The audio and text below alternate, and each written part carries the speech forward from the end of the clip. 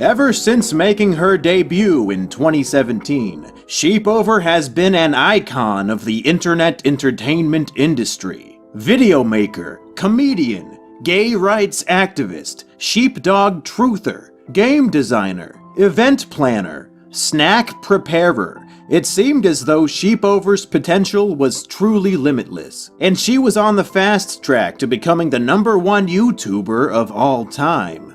But then in mid-April, tragedy struck. You know, it's like the great philosopher Counting Crows once said, "You don't know what you've got till it's gone." That's so true. That's so true. Sheepover's father tragically passed away. It had been reported that Sheepover had a complicated relationship with her father, and it seems this relationship grew even more complicated after death when Sheepover's mother Shrek caught her accidentally eating the mutton remains of her deceased husband. Don't you know what the main ingredient of all that food is? Love?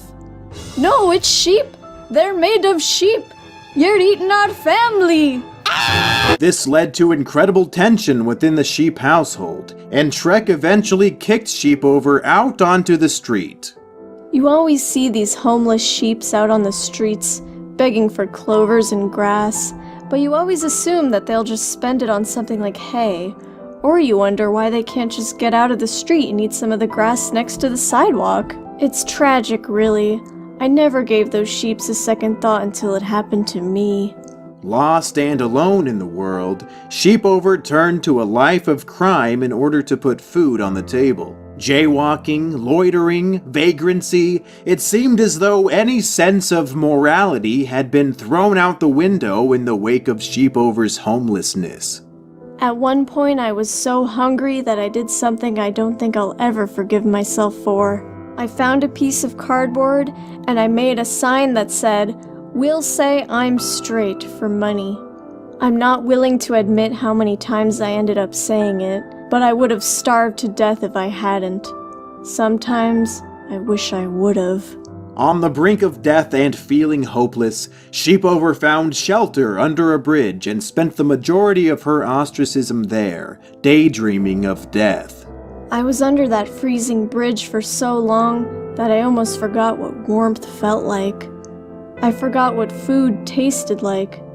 I forgot my friends' faces. I was losing touch with reality. However, Sheepover was saved when her mother had a change of heart and came looking for her to take her back home. Sheep, what are you doing under this bridge? I live here now, Mom. This is my home. Oh, sheep, don't be silly. It's time to come back to the farm. Your 30-minute timeout is over. Really? I'm not in trouble anymore? Of course not. Come on, let's go. Come on.